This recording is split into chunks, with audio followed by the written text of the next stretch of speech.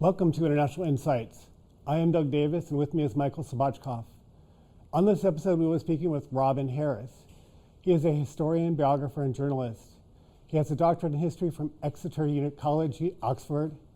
He worked for most of his professional life for the Conservative Party of England and for the government of Prime Minister Margaret Thatcher. He left government at the same time as Miss Thatcher and proceeded to help her with advice, speeches, and several books, including 2 volumes of her memoirs. Mr. Harris moved to Zagreb in 2016 and works for the think tank, the Center for the Renewal of Culture. He is the author of many impressive books. Mr. Harris, welcome to the program from Zagreb. Thank you for having me. You began working for the Conservative Party in 1978 and served as director of the Conservative Research Department and have written The Conservatives, A History. What are the reasons for the historical longevity and success of conservatism within the UK? Well, as you say, I started working for the party, in fact, in March 1978. And I want to refer to that because it leads on to the rest of the answer. At that time, Britain was in a state of economic, I won't say collapse, but a huge economic crisis. And the Labour Party, of course, were in power. And very high inflation, which reached 27% at one time. It was strikes, particularly in the public sector. And there was a general feeling, which I think is more dangerous than any specific item that led to it, that the inevitable destiny of Britain was decline. And it was indeed said, the phrase was, that the purpose of government was to manage decline. Now, those of us who did not believe that that was the inevitable destiny of Britain, which included myself, whom of no importance, but quite a lot of other people who were of more importance, that's how we felt at that time. And I just want you to understand that. And it was that feeling of hopelessness, and the Conservative Party had lost 3 out of 4 elections under a hopeless leader who combined the qualities of a dictator with the capacity of an nincompoop, that the Conservative Party, that's why they chose Mrs. Thatcher. They chose Mrs. Thatcher because it was a sort of last gasp. They had to have somebody different. And so that actually is a kind of insight into the rest of your answer, because the Conservative Party has been extremely successful. It's the most, I don't really call the Communist Party a party, but excluding it anyway. But if you think of democratic liberal parties, the Conservative Party, the British Conservative Party, is the most successful party in the world. It gained the name Conservative in the 1830s because it wanted to conserve many things in Britain, but accepted some change. And that basically was the platform. And over the successive years, the Conservative Party formed governments more often than any other party. And it did this by combining a certain amount of continuity with a great deal of adaptability, pragmatism, the desire for and capacity to exercise power. And it moved from having the support of the upper classes to the upper middle classes to the lower middle classes, right towards the end of the 19th century. Then under Mrs. Thatcher, more I would say, the skilled working classes. And in other words, it maintained a majority under all of these systems. And it was by a matter of adaptability plus continuity. And that worked. It worked. But of course, it didn't stop. It didn't allow one to deal with crises. And just because a party is capable of holding power doesn't mean that the people in charge of it are capable of wielding power in crises. You once described the party as an elective dictatorship and as a place where the leader's personality is more important than platforms. How important are individuals' leadership qualities to a party's success? Yes, well, that leads on well from that first question you asked, because as I say, once somebody, I should say that the formalities of the British Party, of the Conservative Party constitution have changed. Now the party leader is elected by the members. That's not a change that I particularly welcomed, because in the British system, the leader of the party is the leader of the parliamentary party, and if he or she doesn't have the confidence of the rest of the parliamentary party, they can't operate. But anyway, that is the system now. But the thing is, until quite recently, it was indeed an elective dictatorship in the sense that there was, well, for many years, there wasn't even an election, but actually there was a kind of choice. Leaders emerged. But once they'd emerged, and then later on, there was more or less open elections by the parliamentary party, they were then regarded as a little short of God. And it was said that the Conservative Party's secret weapon was loyalty. Well, I've heard this many times in life, and I think it's frequently an excuse for cowardice, because actually people won't actually speak up and they won't object to things that they know don't make sense. But anyway, that is really how it was. And the Conservative Party always stuck to its leaders thick and thin, unless those leaders repeatedly lost elections, because the Conservative Party thought of itself as existing to hold power. But again, as I say, the qualities needed to lead a party, which means basically manipulating the votes of those who are required, are not always those which are required of statesmanship. And so it really does matter, as you say, what the character of the leader is. And so, for example, just as examples, character of Stanley Baldwin in the 1920s and 30s clearly had a big impact on not his aim was to, particularly after the general strike, was to basically have to pacify the interests of the country, but also pacification overseas. And indeed, it was Baldwin who devised appeasement. So it's a very important element of British policy, indeed world policy. And then, of course, you have Churchill, who is a highly combative figure, and he was brought in when combat was required, but he always was an aggressive, fiery figure, and obviously what he did and was very important to Britain and the world. Again, his character mattered.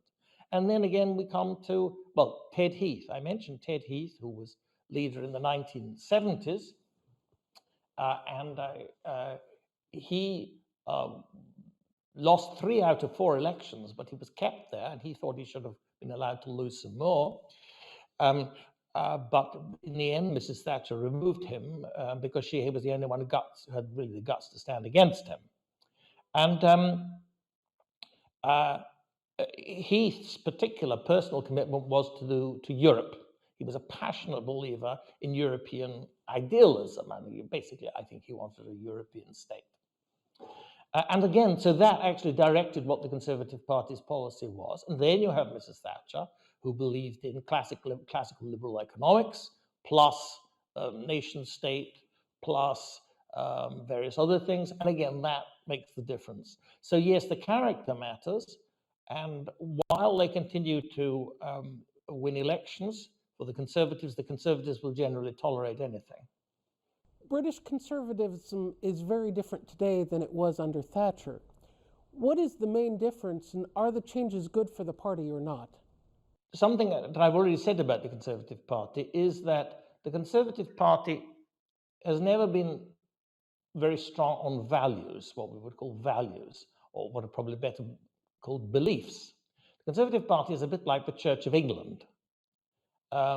It has managed to retain a kind of degree of social and, I suppose, moral respectability over many years, but without anybody being able quite to define what he believes. And that era has ended. It ended, incidentally, in the Church of England as well. But it's ended in the Conservative Party. And how did it end? Well, first of all, after Thatcher, there was, she was removed, as you know, and I left too at the end of 1990. And then there was a feeling, she had been unpopular when she left. She wasn't as unpopular as Rishi Sunak, because she wasn't as unpopular as the people today, but she was unpopular.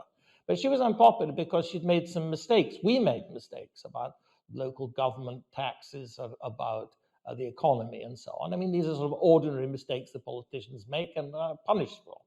But there was a feeling among many in the Conservative Party that somehow Mrs. Thatcher had not been soft enough. She'd not been liberal in a broad sense enough.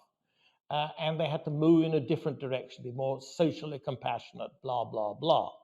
This actually was an error because I mean, polling all showed then, internal polling always showed that right-wing leaders have to be respected, not loved. Nobody really thinks that right-wing leaders care. I think that's rather unfortunate. Sometimes they do, but that's not why you're elected. You're elected because you're respected. Anyway, so there was a move away from Thatcher, but then that was really accompanied with an emptiness, because what does the Conservative Party stand for? And then in 2005, David Cameron took over the Conservative Party. Now, I know Cameron, very nice young man. He worked for me for a while. Again, I don't know if it was his first job. I don't know. Anyway, it was a very early job.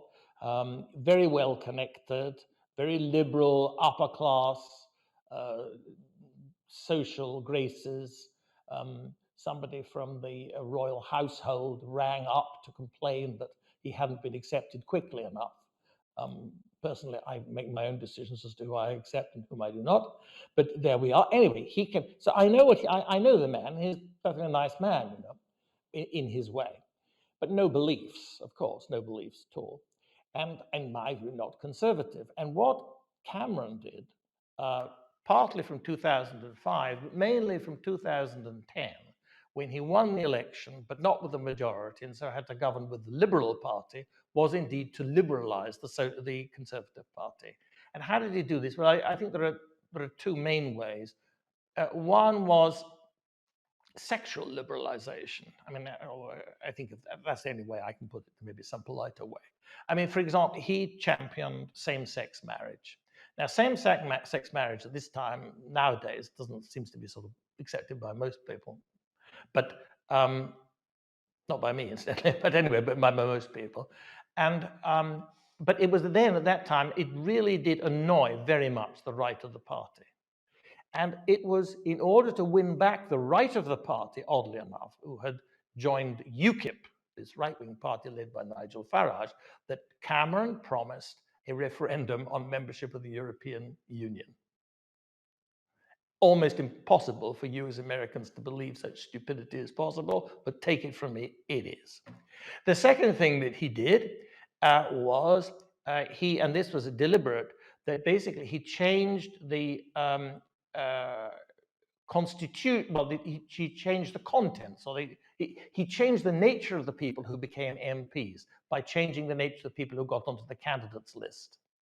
And there were these open selections, so that in fact anybody who didn't have to be a conservative could come forward as a candidate. And indeed, if you had been a conservative, if you'd worked for years, if you'd shown actually that you had some conservative beliefs, it would count against you. There was a desire to have minorities, there was a desire to have celebrities, there was a desire to have, above all, young people. I mean, we're all young once. I think I was, I can't remember when. But anyway, we're all young once. And so this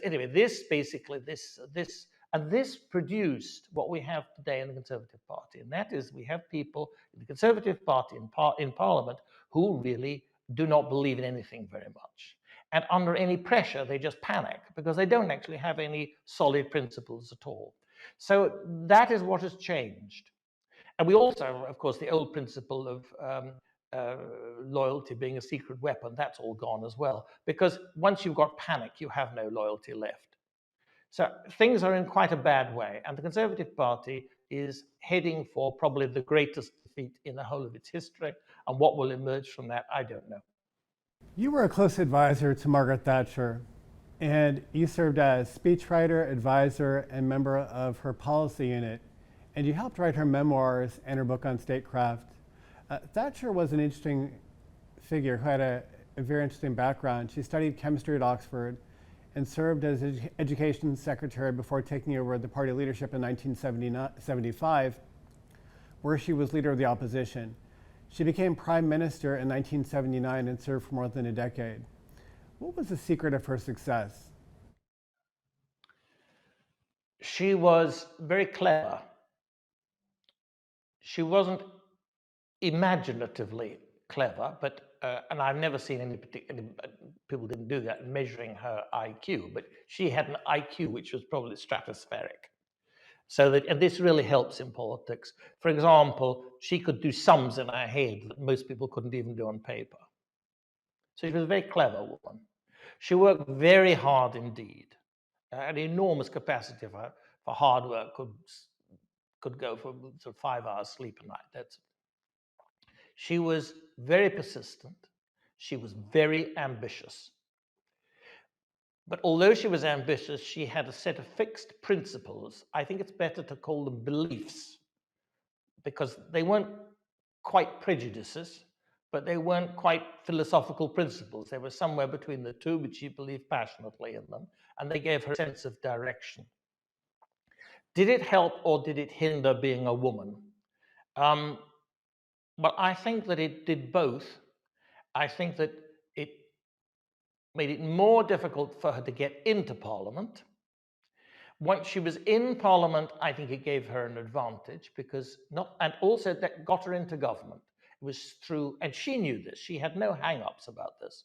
She was liberal over some things like abortion and women's professional rights and that sort of 1960s, 70s way.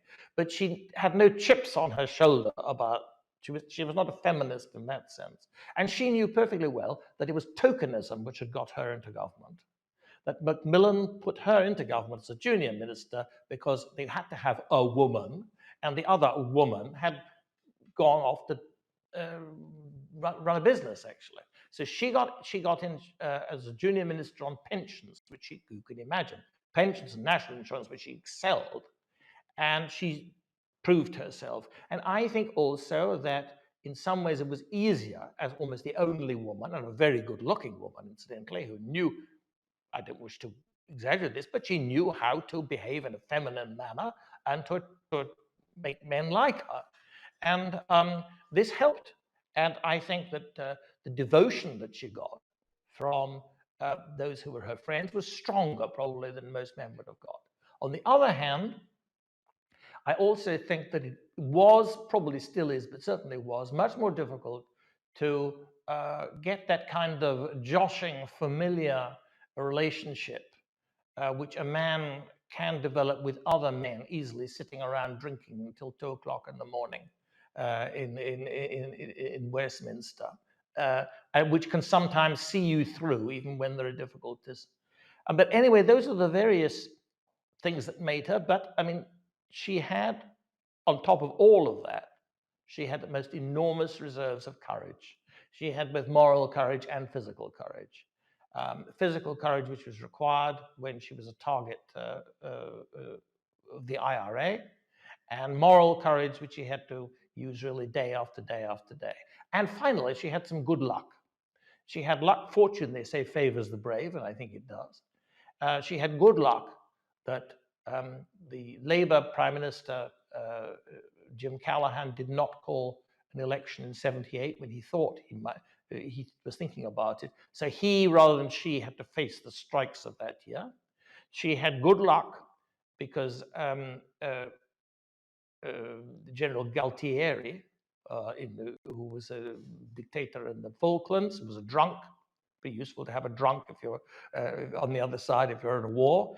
And I think probably because of that, he wasn't actually able to use his air force as well as he could have done. And if they had done, we would have lost.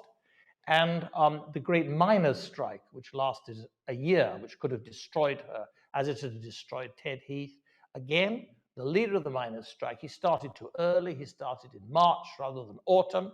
If he'd started in the autumn of 1984, probably he could have destroyed destroyed her. Well, I mean, that's good luck. But as I say, fortune favors the brave. So you helped Thatcher write her books, and in the book Statecraft, she focuses on her long-held belief in a strong military, resolute statecraft, and alliance partnership with the United States, and argues for the UK to again focus on its national interest. What was her specific approach to statecraft? Well, as you mentioned, national interest. She didn't have any hang-ups about that. She didn't think that somehow one had to conceal one's national interest by saying, oh, it was for this international aim or that international aim or whatever. I mean, sometimes the pursuit of national interest does coincide with high international aims, but sometimes it doesn't. And she wanted what was best for Britain. She believed in her heart in the greatness of Britain. Now, what does that really mean? I don't know, but you would know as Americans that somehow, if you talked about the greatness of America, you would know that it meant something to you. And she believed in it passionately, and she wanted to have, she wanted Britain to be able to hold its head up in the world. On the other hand, she was very realistic, very realistic. She never believed that you should, for example, issue threats without having the means of following them up. This is why she was a very strong advocate of strong defense. She believed that she wouldn't have quite put it in the way I'm going to put it, but I'm going to put it like this, and it's true, that since Suez, America has been the leader of the Western world. And Britain's position has been, I don't know whether it now is, but has been after that. The most important is to support America in the defense of the Western world. And she saw that, and she also rationalized this by talking about, quoting her great hero, Churchill, the English-speaking peoples. The leadership of the English-speaking peoples had passed to America. And she believed in the Anglosphere. And so there was, should we say, an emotional and so on, a commitment to America, which was beyond that, I think, of most other politicians. Well, these were elements of it, but as I say, she was highly realistic. She believed in prudence, wisdom, carefulness. She, like Reagan, of course, they had these people who were called by the left great warmongers and so on. They didn't need to fight wars. Reagan didn't fight any wars. He won the Cold War without fighting a shot, without a shot being fired. And the only war that she fought was when General Galtieri thought the best way of keeping himself in power, and perhaps the supply of liquor going as well, I don't know, was actually to attack Britain. So, I mean, she was realistic, patriotic, and believed, as you say, in strong defense, and above all, the relationship with America. Mrs. Thatcher has an interesting approach to Europe and wanted to limit the scope of Britain's membership within continental institutions. What was her approach, and do you think that if it were followed, Britain would still be part of the EU today? Well, that is, it's an important question. If I put it there, I mean, the others are important questions, but I mean, it's an important question because it isn't asked very much. Nowadays, on both sides of the political spectrum in Britain, people say Thatcher was anti-Europe, end of story. But of course, that isn't end of story. It was not even the full story. In the 1970s, particularly, that she, as you said, became leader in 1975. And this was also the year of the referendum on continued membership of what was then the European Economic Community. Britain had joined what we call the common market reluctantly several years previously under Heath. And in that referendum, she campaigned to remain within the EEC. She didn't do so very enthusiastically, but I mean, she was committed to Europe in that sense. But what was the Europe that she and others, apart from Heath, I think, but most of the others in the Conservative Party were committed to? It was a trading community. It was a common market. It was not the beginnings of a superstate. But of course, the European idealists did not see it as that. They saw it as the United States of Europe. And it was her naivety, a naivety that she shared with the vast majority of people. Dare I say, not with my, not I campaigned against remaining in Europe in 1975 because I was persuaded that that what had been created in 1957 by the Treaty of Rome was indeed the nucleus of a European superstate, which was not compatible ultimately with British sovereignty. She didn't see it like that, and most vast majority of conservatives did not see it like that. So she was committed to Europe, okay, in that sense. Then when she became prime minister, she was faced, and everybody and anybody would have been faced with the fact that Britain was paying, because of the system, paying far more into the European budget than we were getting out, even though we were actually poor. And she then went into battle to get back what she called our money. That phrase, our money, annoyed them more than any amount of money, because it meant that somehow it wasn't their money. Do you understand? She said it was our money. If we paid it, it was ours. Now, this view was completely incompatible with what they thought. Anyway, after a lot of toing and froing, we got a substantial reduction in our commitment to the financial commitment. We got about 2/3 off, and that ended in 1984. Now, from 1984 on, there was an attempt, and she was fully committed to this, to try to make Europe work. And the idea of making Europe work was in 1985, there was the Single European Act, which was to create a European single market. That was to say a real common market, to make it a real free trade area, which actually removed non-tariff barriers as well as tariff barriers. And she was committed to that. But what happened was that the powers which were then given to the European Commission in order to remove these obstacles were then used by the European Commission, as one would expect, because this is what bureaucracies do, to increase its power and to go in other directions. And there were no sunset clauses given on these regulations. And by 1988, she had turned into a fierce anti-European. So that's how it happened. And as you say, we then get up to right at the end of her time, the Maastricht Treaty, which I think was signed in 1991, 1992. But right at the end of her period, and I've seen the papers, I mean, I was there, but I've actually looked at the papers, the exchanges about this. She wanted Britain to veto the Maastricht Treaty, so that in fact the other countries that wanted to go ahead to have a single currency and common citizenship, but above all, the single currency, they could do so, but under new treaties, different treaties. Instead, Britain settled for various opt-outs, specifically so that we didn't have to go into the European European single currency. And that's what happened under her successors. But basically, it was an opt-out from trying to change the direction of Europe. And if we had stayed within the framework of the old European treaties, and they had gone under a new set of treaties, we would still now, Britain would now no longer, there would have been no Brexit. Britain would have been part of some outer ring of European countries. We would have not had the disasters, really, that have, or at least the enormous difficulties that have occurred since Brexit. Now, Mrs. Thatcher was not afraid of undertaking challenging issues. How did she succeed, and to what extent was Britain's economic success in the 1990s due to her difficult reforms that she instituted?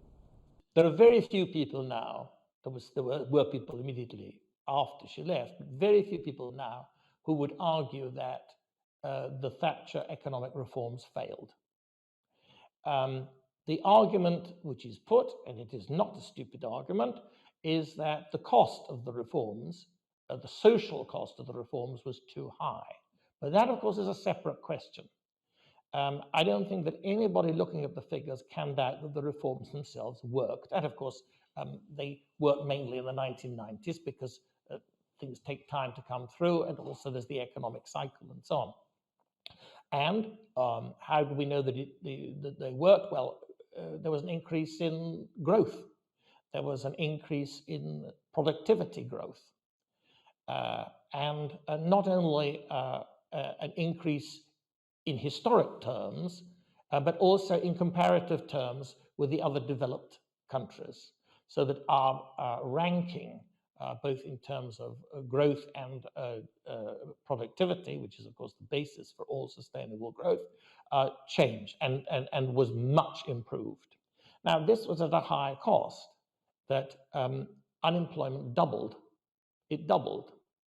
And the trade unions, which were at that time run by highly militant socialists and wanted to exercise monopolies over labor, they had to be beaten.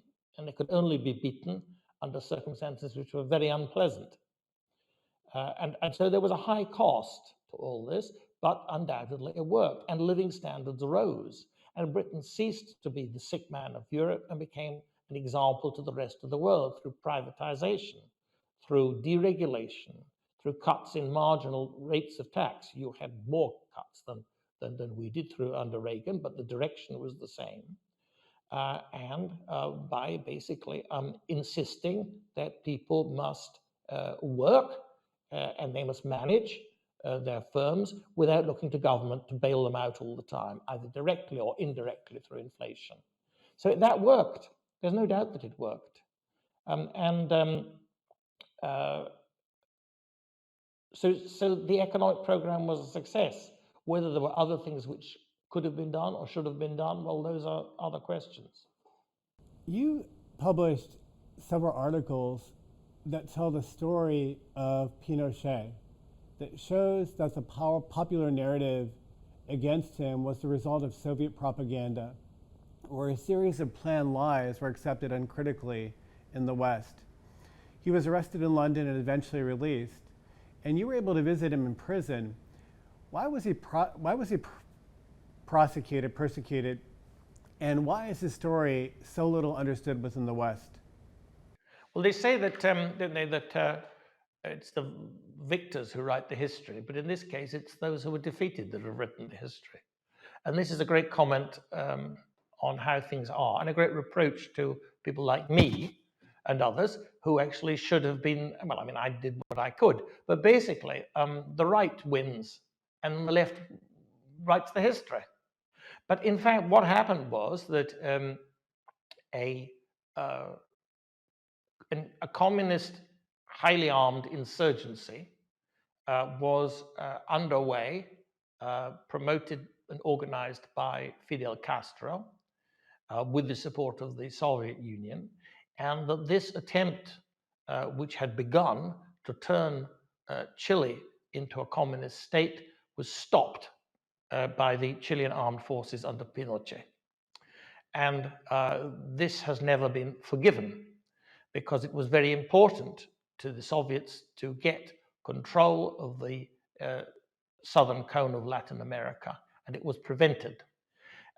Castro had, during the chaotic reign of Allende, been putting more and more troops into the country, and the size of the so-called Cuban representation was vastly more than that of any other outside country. And Pinochet stopped it, and they stopped it very violently. But of course, Allende, as I say, he was behaving unconstitutionally. Inflation was at 600% and rising. It was chaos. Now, incidentally, the United States was not behind it.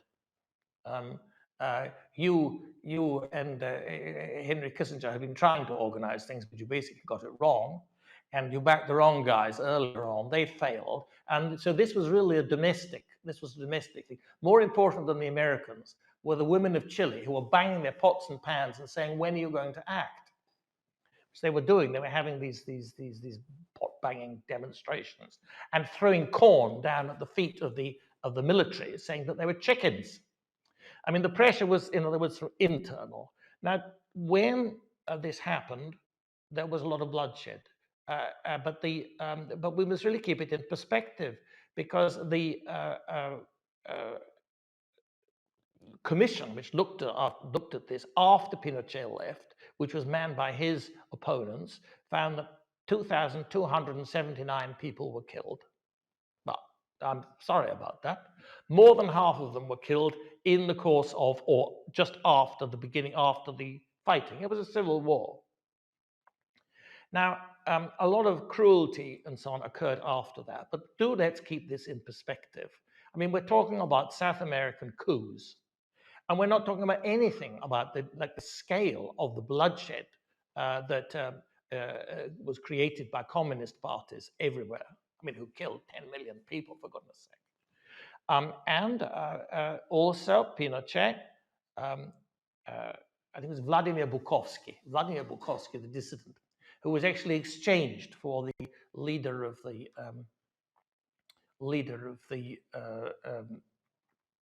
the Chilean communists. He once wrote, he said, quoting Lenin, Lenin had said, you can't make an omelette without breaking eggs. But he said that he, in Soviet Union, had seen lots of broken eggs but never tasted any omelette. But the fact is that there were some eggs broken in Chile, but there was a great big omelette, because Pinochet, for reasons of pragmatism, he decided that the way forward was what was the Milton Friedman way forward for the Chilean economy. This required depoliticizing the state, and it required opening up the whole of the economy to free enterprise. And that's what happened. And Chile, as a result, moved from the third to approaching the first world. And those changes were made under the military regime. I used to come across people, conservatives, who would come in and talk to Mrs. Thatcher and say, oh, these great successes have been made, and they would attribute it to the democratic government. Well, what can be said about the democratic government is it didn't reverse them. But these changes were made under the military government. Let's be quite clear. They were made by technical people under the military government. Well, that was a big success. Now, did Pinochet either commit or allowed to be committed crimes against all sorts of people? I honestly don't know. It wouldn't surprise me. It wouldn't surprise me. I'm a realist. It wouldn't surprise me. But all I can tell you is this, and I was involved with this, that I saw all of these accusations which were being forwarded by this left-wing, well, anyway, this populist prosecutor in Spain, Garzón, judge prosecutor Garzón. These cases were being sent in by Chilean communists and filtered back through Garzón to try to keep Pinochet under an international arrest warrant in Britain. And as soon as one lot fell, another lot came in. And that this was all from Spain, and not one of the citizens that he was accused of killing was even Spanish. It was the most ridiculous, nonsensical persecution. And so, as I say, I cannot say, this is up to Pinochet, who is dead, and our blessed Lord. I do not know whether the man is innocent of this, that, or the other, but I know he was innocent of the crimes that he was accused of. I know that there is no evidence to suggest he was guilty of the crimes that he was accused of. After working in the UK in 2016, you moved to Zagreb and began working for the Center for the Renewal of Culture. What attracted you specifically to Croatia and inspired you to move there and work to advance its culture? Well, life is a funny old thing, isn't it? We take one step in one direction, and we think we don't know really where it's going to go. And then it just keeps on going in some direction we haven't foreseen. I would never have thought, let's say in the 1980s, that I would finish up in former Yugoslavia. This is the former Yugoslavia. Somebody will probably hit me over the head for saying it. It is Croatia, but in other words, in what was the Yugoslavia then. But so it happened. And how did it happen? Well, Mrs. Thatcher had just left office when this big threat to what George Bush called the New World Order, which was a New World Disorder, began. And it was absolutely clear to me, as it was clear to Mrs. Thatcher, and neither, she'd seen Tito and she didn't mind Tito. And so I'd never even been here, never been to this part of the world. It was clear to me that this was a monstrous war of aggression that was being waged from Belgrade against people who wished to determine their own destiny and have their own state and to live in freedom. And what really repelled me was the two-facedness of the so-called international community at that time. And I felt something should be done about it. So I got involved in trying to help some of these people. And there was a Croatian community in Britain. And the mothers from Vukovar, whose sons had either been killed or taken away, they came to see Mrs. Thatcher. These were very, very upsetting times. And I wanted to do something about it.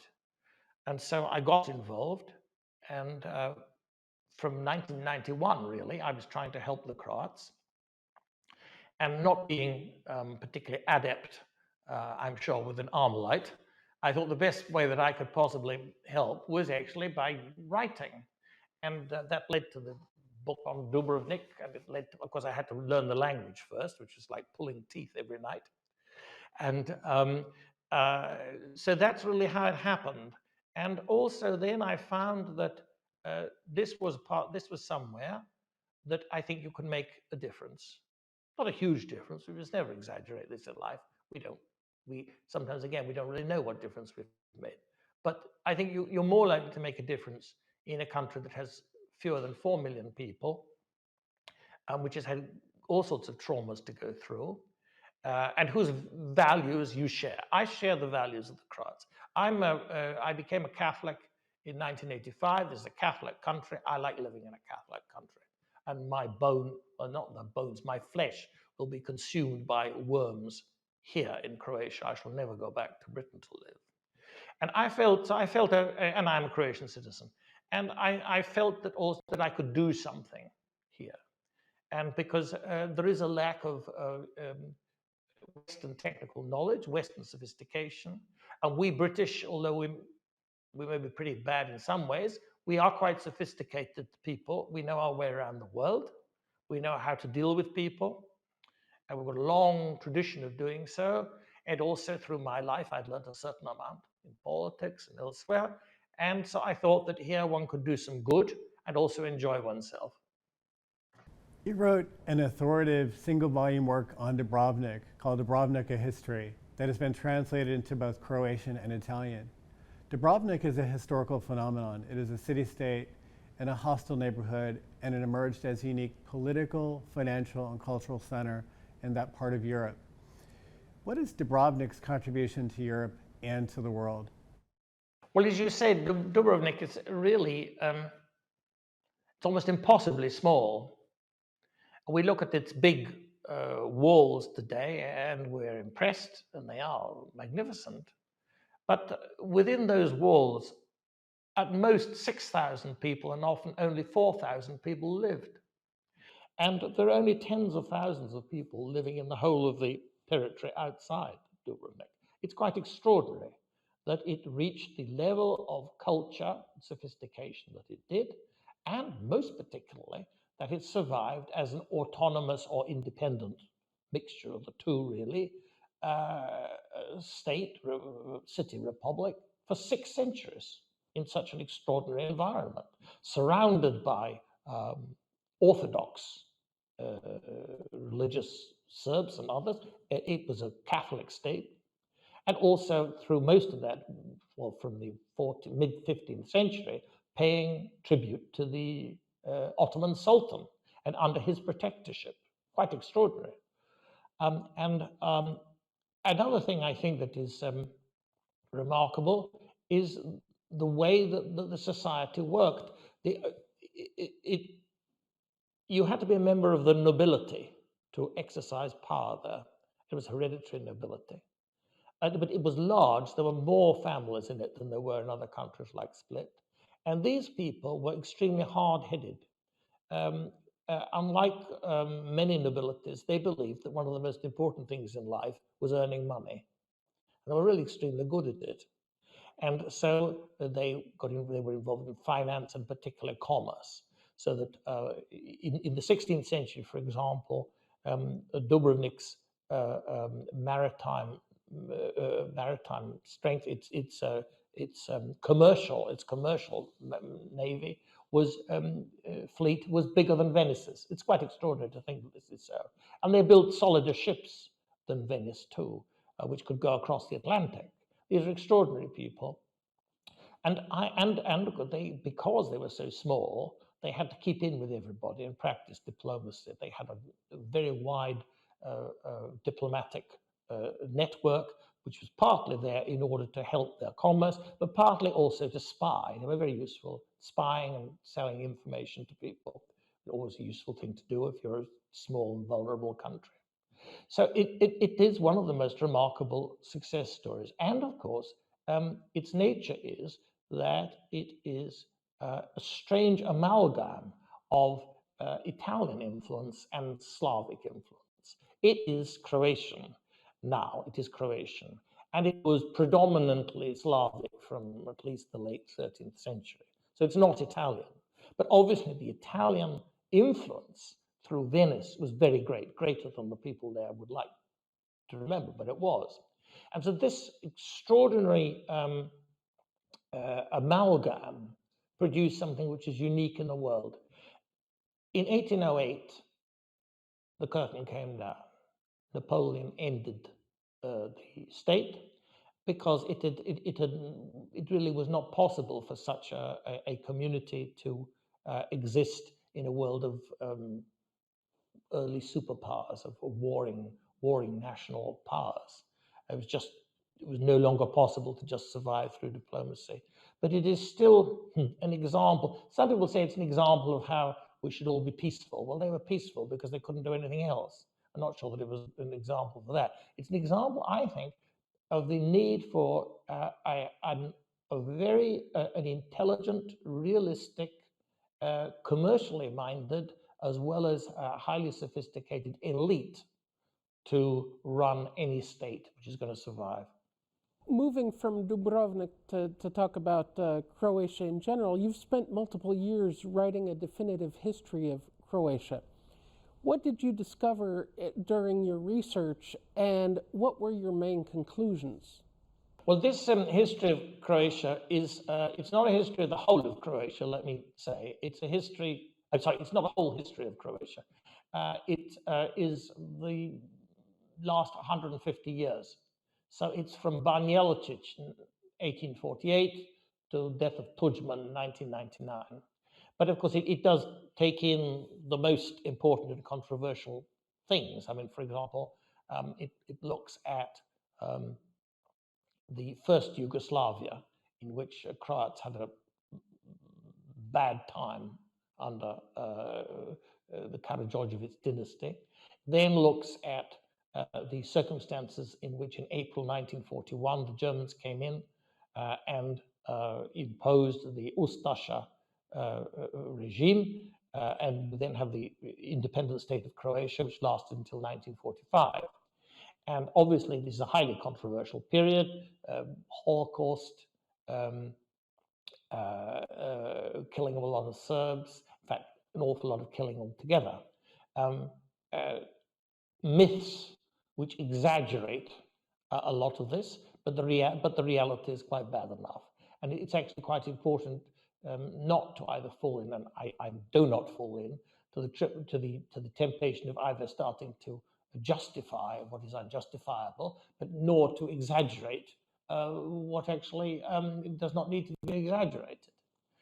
And then the so-called liberation in 1945, and I have to say it's a so-called liberation in 1945. Evelyn Waugh got all this right in his dispatches. They wanted to stop them in Britain, but they didn't dare, because he was too awkward a man, and of course an important novelist already. But as he said, it was a shift from one totalitarian regime to another. And this is still not accepted by a lot of people in Croatia. And the people who rule Croatia, the governing elite, and it would be true of both the major parties, they are nearly all the offspring of the communists. They do not want to know about the realities of communism. They might pretend to at election time. They don't really want to know. So it's very important, actually, to say what the truth is as regards the situation for Croats, also as regards the West. Now, in the West, the problem is that because of the language, people just don't know. They just don't know. They have various sort of images of this person is bad, this person is good, and they might be bad, and they might be good. But the point is that most of it is much more sophisticated. And I also, of course, deal with the war, the wars of Yugoslav succession, of which Croatia was the first victim and Bosnia Herzegovina the second. And there is a lot of interesting new material, which shows, just as an example, how the campaign against Croatia was planned from the 1980s by the Yugoslav Communist Army. The KOS, the KOS element there, which is the so-called counter espionage, but it isn't actually. It is the military intelligence records, which are all still sealed instead, all still sealed in Belgrade, but still it is clear that that was planned. There was even a plan called Unity, Jedinstvo, which was the basis of the war which occurred. That again is not, I think, widely known. And also then there was this bloody and arguably unnecessary, but anyway, struggle between Croats and Muslims in Bosnia and Herzegovina. And there are transcripts now which show what the different politicians, President Tudjman and others, were saying and the orders they were giving and so on. And so all of that is new, really. And if I could just add to that, because a lot of this material, of course, would never have been accessible 30 years ago, obviously. And still a lot of material relating to these events is sealed in Belgrade. And the military historical museum there can only be accessed with the signed authorization of the Serbian defense minister. And nobody can get in there. And so all of the, and a lot of the secret police operations on, at least until the later years, was actually directed from Belgrade.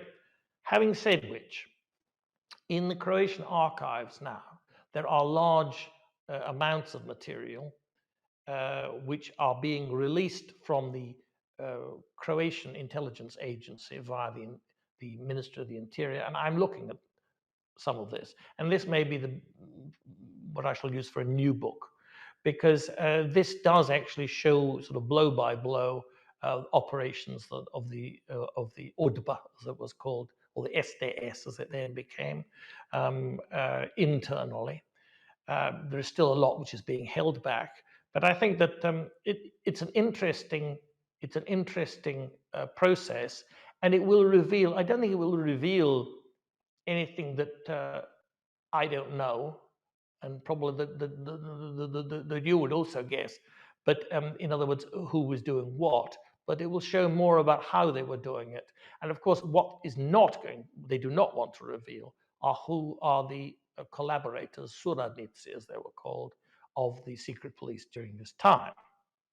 And that is very important because, of course, if something to be a suradnik, a collaborator, is not just somebody who comes along and says, "Hey, Doug said this, Doug said that," or Michael said this, Michael said that. No, you have a code name, you have a controller, you have specific. You are an agent. You are an agent. And it is important, in my view, to know who those people were and what they were reporting. But anyway, we're getting there. So there are lots of interesting things still to investigate. I have to say that this has been a great pleasure for me, and I want to thank you for taking the time to have this discussion with us. And we learned so much. And thank you, Robin. Thank you so much.